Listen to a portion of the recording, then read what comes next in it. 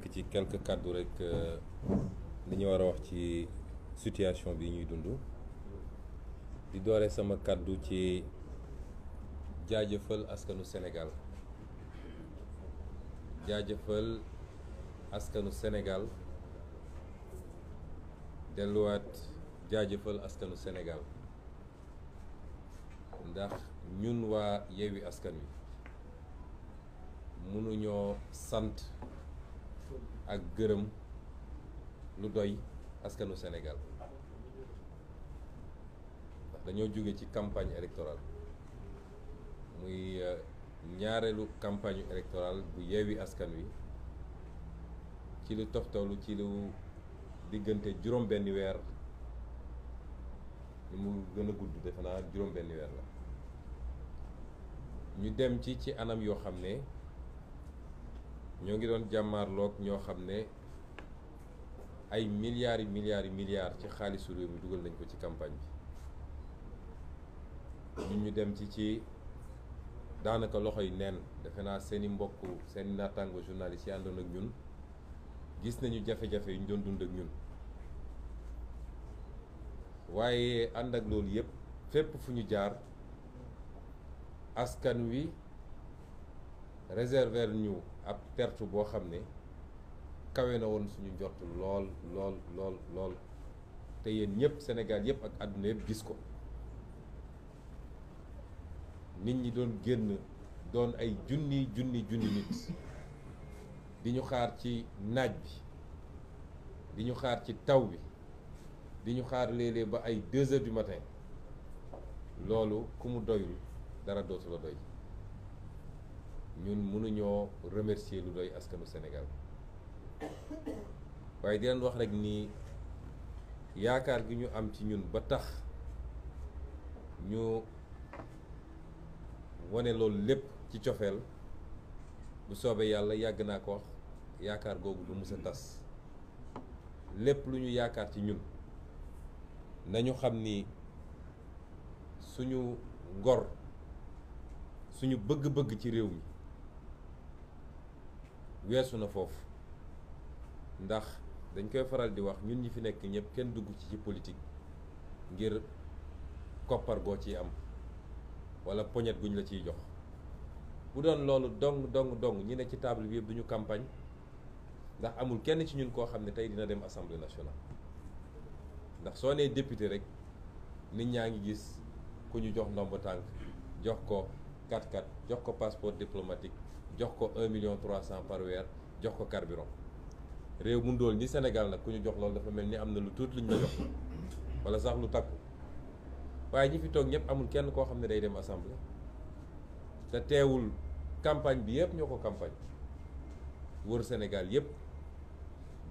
di nelaw 3 heures 4 heures du matin di lekk benn repas par jour campagne nañ ci taw campagne nañ ci naaj campagne nañu ci ngelaw loolu cofeel gi ñu am ci Sénégal ak yéene gi ñu am ci Sénégal moo tax ñu def ko kon ñu gàcce gàllama askanu Sénégal di leen gërëmaat ci turu conférence des leaders yëpp waaye ci turu Yewwi Askan Wi yëpp militante dinaa jagleel nag ngërëm gu spécial jeunesse su Sénégal bi parce que ñun bi ñuy commencé politique dafa am lu ñu bëggoon mooy fexe ba jeunesse su Sénégal intéressé waat ci politique ndax fexewoon nañ ba gëmloo jeune kuy jeune rek ni yow politique dafa salte mbirum mag ñi la bu mu la intéressé te loolu musiba la ci réew moo xam ne 65% ay ndaw lañu ñun suñu premier objectif mooy fexe woon ba jeunesse bu nekk di intéressé wu jeune bu nekk di intéressé wu ci politique ndax politique mooy ni ko tubaab bi waxee rek mooy li xew ci sa jamono ak sa société nga fexe ba sa loxo nekk ci lépp lu koy defar nga fekkee ko c'est l'art de gérer la société loolu mooy politique liñ leen mësa woon yëpp du politique ndax nit ñi sàcc alal réew mi jënd ay militants loolu du politique dige loo dul def loolu yëpp du politique moo tax ñun Yewwi Askan Wi ànd ak askan wi ci boppam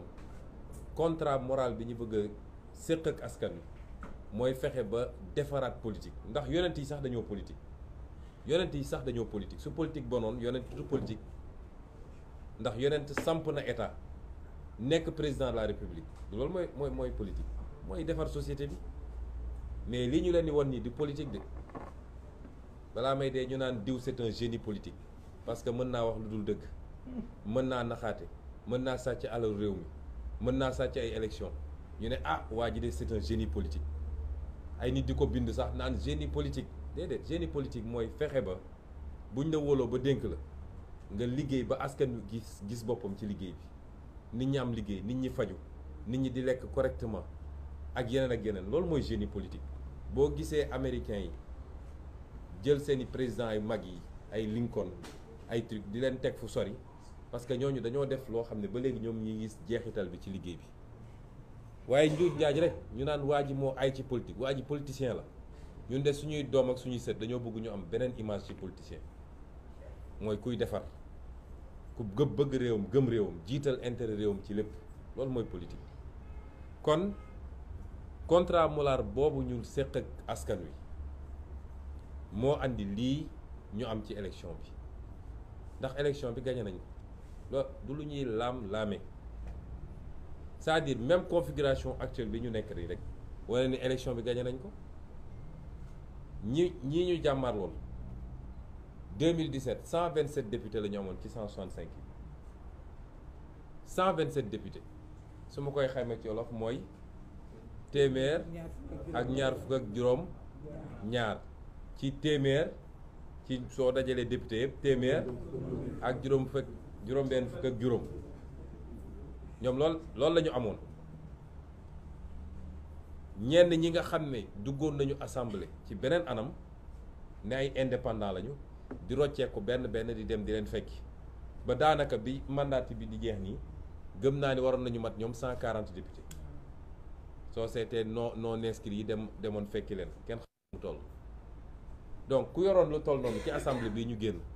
tey ngay xeex naan am naa 82 wala aw ma ko ndax pour am majorité 83 nga war a am kon élection bi ñàkk nañ ko ba noppi ak lu munti am kon ñun ñi ngi sant yàlla gërëm askanu Sénégal ndax bi ñuy sumb élection bi kenn jàppaloon ni dina demee noonu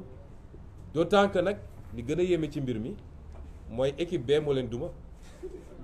remplaçant moo leen duma ndax ba tey ji sénégalais yu bëri soo leen ne kan tête de liste bi officielle bi ñu bëri xamuñu ko équipe B moo leen duma kon équipe A bu compétiroon fu ñu jëm loolu moo doy waar ci mbir mi mun ñu ngi dellu sant yàlla bu baax di wax nag ni défaite bi mënoon na gën a garaaw ci ñoom bu dul woon yenn yi nga xam ne am na bokk na ci intercoalition Yewwi Wallu dox na bu baax nag waaye desoon na tuuti ñenn ñu ko comprendre ndax soo jëlee fu mel ni Louga ñi sànnil carte Wallu bu ñu juumuloon ba sànnil ko Yewwi ñun ñoo gagné Louga avec plus de 2000 voix d'écart noonu la amee ci Mbour noonu la amee ci Bounkiling nga xam ne ñoom waa Yewwi suñu juumul woon dem votel Wallu ni ñu ko waroon defee ñoom ñi ngi am écartu 700 voix te ñi voteel Yewwi foofu te waroon voteel Wallu 900 lañu kon bu amuloon incompréhension yooyu ci ñenn ñi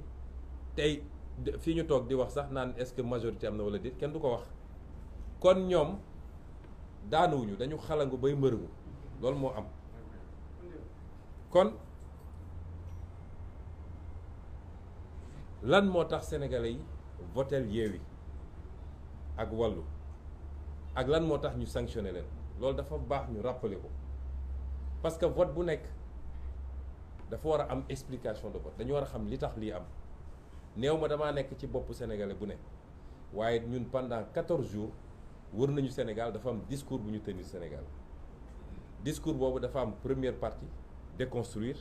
et deuxième partie proposer lan la ñu déconstruire mooy fàttali nañu sénégalais yi Macky Sall depuis fukki at ak benn mi ngi ci bopp Sénégal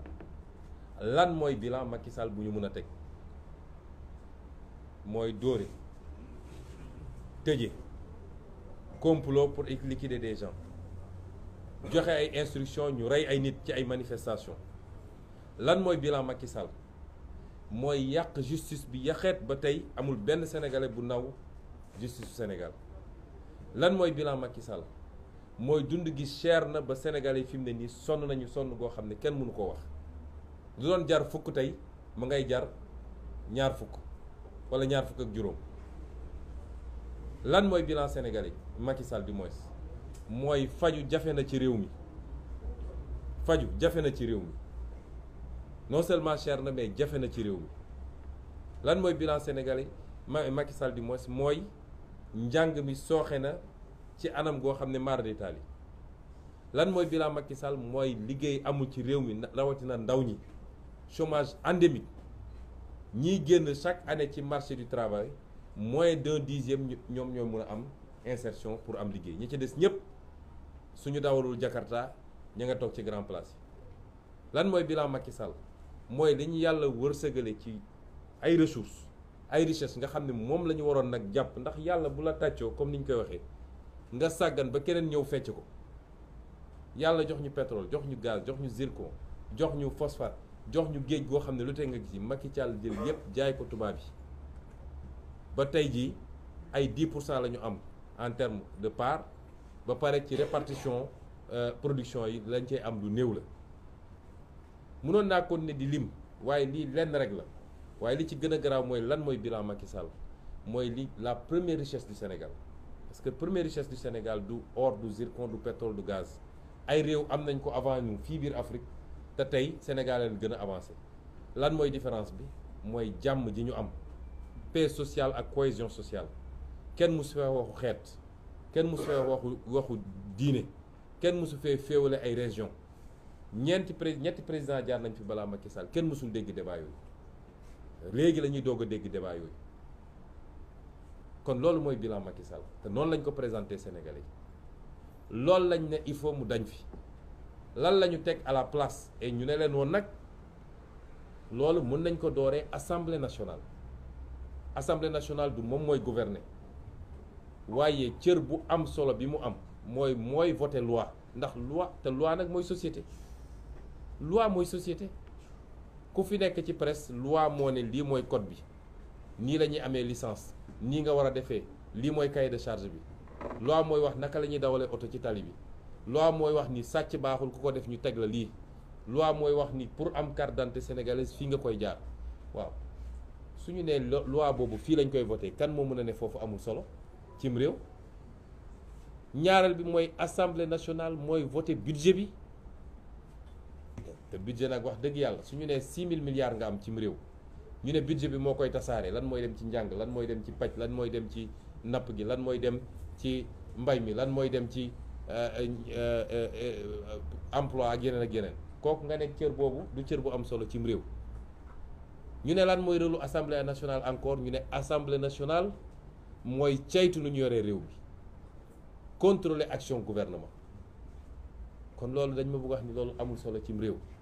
ñu ne lan mooy rôle assemblée nationale ñu ne rôle de représentation mooy député mooy dugg ci askan wi xool lan mooy jàmbatu askan wi mun a dem assemblée nationale jooyal leen ko foofu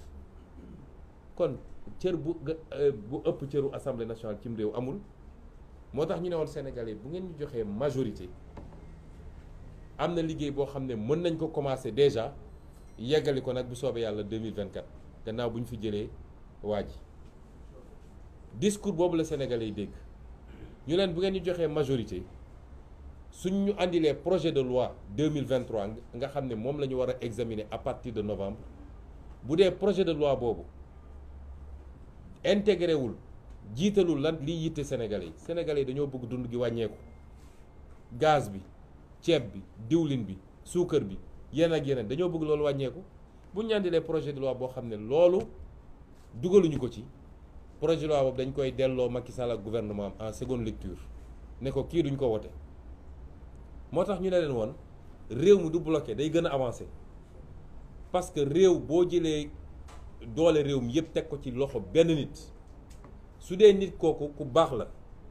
ku yeewu la ku bëgg réew mi la mën na ko jëriñ mu liggéey bu baax mais bu dee safaan ba la te ñun dañoo gëm ni loolu moom la ñu nekk ak président Macky Sall réew moomu ci guute lay dëkk te loolu pour nga rectifier ko mooy il faut li tubaab naan le pouvoir limite le pouvoir. Il faut nga jël beneen doole jox ko ñeneen bu ko defee lu mu bëgg a def day obligé waxtaan ak ñooñu ñu ut consensus ci lan mooy intérêt réew mi lan mooy njëriñu réew mi. ñu ne kon sénégalais bu ngeen ñu joxee majorité buñ ñu andilee budget boo xam ne les 10% parce que dafa am lu ñuy wax protocole de Maputo dafa ne réewu Afrique bu nekk budget ak nu mu munti toll war na jagleel 10% yi mbay mi. bu dee andi nañu budget Sénégal mosu koo respecté bu ñu andilee budget ñu gis ni li ñu jox mbay mi 5% la dinañ ko delloo Macky Sall ne ko yokkal parce que mbay mi priorité la ci ñun dañoo bëgg a am autosuffisance ba li ñuy jéggaani fële ñu mun koo am suñu biir réew. paj mi noonu njàng mi noonu feneen ak feneen noonu loolu mooy premier engagement bi ñu jëloon pour suñu diggante ak Sénégalais yi ne leen dinañu voté ay loi yoo xam ne dina delloo si yéen ñi nga xam ne Sénégalais yi dañ koo namm soxla ko Cheikh Tidiane yu mu wax na léegi lu jëm ci lu nar a yàq suñu société yàqeet te muy agenda boo xam ne tubaab yi ñu ko bëgg a imposer ñu jël ci engagement signé charte bi dugal ko suñu biir programme mooy lépp lu jëm ci borom ñaari tur yi ñu ne leen dinañu def fonction de représentation ndax nag këpp kees bi bëri na ci réew mi poste li fa xew gis ngeen ko port autonome li fa xewoon gis ngeen ko dégg ngeen dossier ArcelorMittal dégg ngeen les 1500 milliards du TER dégg ngeen ñu ne leen nag dinañ taxawal ay commission d'enquête parlementaire boo xam ne dinañ leen woo ñoom ñu ñëw layoog ñun ñu leeral mbir ba mu leer ba pare def ko publiquement askan wi xam ni lii moo xew ci alalu réew mi du cox du da ngaa soxor wala da ngaa bëgg waaye réew pour mu dox kenn ku ne suñ la dénkee lañ la dénkoon il faut nga rendre compte réew mi nii laa ko yore woon loolu dafa am solo ci démocratie pour mu dox ñu jël engagement yëpp ak yeneen yu ñu jël suñu diggante ak réew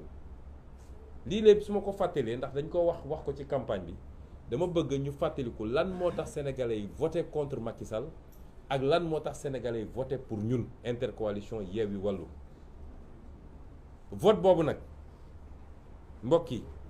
moom la Macky Sall ak ñi mu àndal bëgg a jalgati yéene gi ngeen amoon pour lii ñu waxanteeg yéen yi ñu diglanteeg yéen te wallaahi wax naa ko dañ koy def niñ ko waxee lañ koy defee parce que dafa jot nag dafa jot ñu jubóole sénégalais yi ak politique dafa jot ñu fexe ba sénégalais gëm ni politicien war na mën a nekk nitu kaddu war na mën a nekk nit kuy def li mu wax war na mën a nekk nit koo xam ne réew mi rek moo ko ñor waaye duggul ngir alal li sénégalais yi sanctionné mooy benn type politicien ku ñëw ne opposant la ñu votel la jox la mandat maire nga wëlbatiku dem ne jaay naa ko Macky Sall ñu ko defoon ñëpp perte nañu bureau bi ñu voté sax dañ koo perte sénégalais yi dañoo am seen fulla kenn gënu leen yeewu loolu nag dafa jot ñu woon sénégalais yi ni loolu jeex na ci réew mi loolu la Macky Sall bëgg a confisquer moo tax duñ ko nangu te bugguñu xalaatuñuy sénégalais yi nañ ko nangu fi mu ko bëgg a jaare Déthié Fall leeral na ko mooy li muy def fële ci Fuuta ñeenti département Podor Kanel Matam ak Ranérou foofu la ko bëgg a def ndax ma bëgg a leeral benn mbir nag mbir mi du affaire nett ku bandum nañu bàyyi wax yooyu waa Fuuta bu leen neexoo ñu voté 100% Macky Sall am nañu sañ-sañ bi ñun du gagné nañu Casamance gagné nañu Ndakaaru gagné nañu feneen ak feneen kenn ku ne am nga sañ-sañu voté neex homme politique day am base Sine mu ngay voté Macky Sall boobu ba léegi Saloum mu ngay voté Macky Sall boobu ba léegi Casamance mu ngay voté Yewwi Bawol ma ngay voté Wallu ak Yewwi problème kon buñ fi wax ay waxu nett ku bandum wala yu demee noonu ku ko wax tooñ nga nit ñi mais la yéeme ci mbir mi mooy waa Fuuta voté lu ñu Macky Sall léegi fépp foo xam ne vote bi jaar na yoon mooy administration signé na ñun suñuy représentant signé ñoom seen représentant signé am na ci bureau de vote yoo xam ne ñun ñoo ko gagné am yoo xam ne ñoom suñ ko gagné écart yu ndaw la ay 20 voix 25 voix kon le Fouta a tourné le dos à Macky Sall li xew c'est une entreprise de fraude massive boo xam ne ay hommes politiques ñoo ko organisé. Ça n'a rien à voir avec le Fouta. Corruption achat de vote fépp la am ci Sénégal fépp la am amul benn fenn fu mu des fépp la am. kon nañu bàyyi yenn wax yi surtout ci réseaux sociaux yi naan waa Foutanké yi la nangam déedéet wax naa ko keroog bu ñuy tëj suñu meeting bi ñoo na nee naa man ñi may gën a gërëm mooy waa Fouta ndax léeg-léeg def fa opposition moo gën a jafe fépp ci Sénégal dinañ la menacer dinañ la persécuter dinañ la ak yeneen kon yooyu dañu ne c'est des hommes politiques ñoo organisé avec certainement la complicité de l'administration un système de fraude mais ça n'a rien à voir avec le Fouta loolu la ñu bëgg a wax ma ne tentative boobu nga xam ne dañoo bëgg a confisquer suñu vote loolu la ñu ne duñ ko nangu ki may njëkk a lancer appel nag mooy président Macky Sall moom ci boppam dafa am fu mbir di toll un homme doit savoir être grand surtout nag boo nekkee homme d'État. Un homme doit être républicain, doit rester au-dessus de la mêlée parce que àdduna du dul jeex amut dañ koo jox moom nguur même biñ ko ko joxee ñëpp de d'accord ni votel nañ ko président Abdoulaye félicité ko def passation dem nguur googu ñu ko joxoon moo jeex takk lu jeex jeex na li ci des mooy qu'il fasse preuve de dignité et de grandeur de dignité et de grandeur parce qu'il n'est jamais trop tard ñu bëri jàpp nañ ni il n'en est pas capable te acte yi mu posé boobu ba léegi loolu lay firndeel mais man jàpp naa ni il n'est jamais trop tard qu'il fasse preuve de dignité et de grandeur on sait ce qu'il vit et ce qu'il ressent parce que ñun ñëpp mus nañu dem élection ñàkk ko nee na da daan dem voter Fatick ñibbisi toog ba ngoon mu taal di dégg bàcc yi léegi bàcc yi bu dalee ci moom na ko muñ loolu mooy àdduna on ne peut pas gagner tout le temps du ci football du ci làmb du ci politique on ne peut pas gagner tout le temps boo doxee nag ba yàlla def mbir mi wëlbatiku bul yàq réew mi bu ko taal il faut faire preuve de grandeur parce que moom tey li mu war a xool mooy nu muy def ba yeggali ci jàmm waxoon nañ ko fii après les événements de mars dama ne woon du ñu dox vers le palais ñun ñoo wax xale yi ne leen dellu leen seeni kër ñu ne woon dañ koy accompagner mu yeggali mandaam ci nu mu gën a rafete loolu na koy bàyyi xel tout le temps doonul réew mi moomu ko jënd ko te gënul benn sénégalais ci 17 millions de sénégalais yàlla tànn ko ci moom jox ko mu mun a def ñaari mandat 12 ans ci bopp réew mi ñaata sénégalais ñooy mun a def un mandat dans ce pays ñun ñi fi toog nii ñaata nit amul kenn ci ñun ku am garantie dina mus a nekk président de la république loolu mbirum yàlla la kon bu ko yàlla defalee loolu sénégalais yi deselatuñ ko dara moom na fexe ba rafetal mbir mi ci ni muy demee waaye ci loolu muy def it ñuy wax waa justice sénégalaise parce que moment yi ñuy toll nii responsabilité justice daf ci kaw daf ci rëy torop dama wax sànq bi ñuy waxtaan ak ñoom Déthié Fall dama leen ne gis nga magistrat bi toog fii naan day jël décision créer benn atmosphère de solennité bëgg a gëmloo nit ñi non fii c'est la justice c'est pas la politique ba pare di jël décision boo xam ne décision politique la na xam ni ñun li ñu daj ci mbir mi ñun ñoo sumb politique ñun ñoo joxe suñu caution ñun ñoo def suñu investiture ñun ñoo dem defi campagne dans des conditions extrêmement difficiles ñun ñoo woo Sénégalais ni leen gën leen voter ils n'ont qu'à nous respecter la justice n'a qu'à nous respecter acteur politique yombul de te ñun ñooy système politique bi bu ñu fi nekkuloon politique du am kon nañu doxal yoon ñoom ils sont les garants de la stabilité de ce pays te chaque fois wax naa ko saa su problème amee ci réew mi bay waaj a tàkk li am fii temps yële ba ay nit dee ci lan la foog nga ni su justice defuloon li mu def tey nit di bakkan dina ci rot du am pourtant ñaari nit la ñetti nit juróomi nit suñu paree dem toog lekk seen ceebu den naan seen ataaya bàyyi loi li mu wax bàyyi constitution li mu wax dem wax leneen parce que dañ leen def pression di leen def leen loolu nañu delloo ci seen xel parce que réew mi jeexul de commencé gul bay jeex te am na yenn yu fi doon am dootul am ñun menacé wuñu kenn nag mais def lu taal réew mi après toogaat mel ni dara amuloon nga continuer loolu dina jeex ci réew mi kon ñuy lancer un appel à la justice li xew Fouta xam nañ ni loolu du élection il y a pas eu d'élection au Fouta c'est une mascarade te la ko andi yëpp mooy ñoom nu ñuy def ba rattrapé wu wax nañ ko suñu communiqué démb parce que ñoom lu ñu def suba ngoon jot fu ñu toog réunion ñun dinañ ko yëg objectif bi Macky Sall sant Antoine Diome mooy fexeel ba egg 82 députés parce que certainement am nañu garantie que dina am kenn peut-être ci plus fort yi peut-être ci suñu biir ñun am na ñu leen garantir ni dinañ leen mottali le 83e peut-être loolu la ñu am moo tax nu ñuy def ba li ñu amul ci liste départementale yi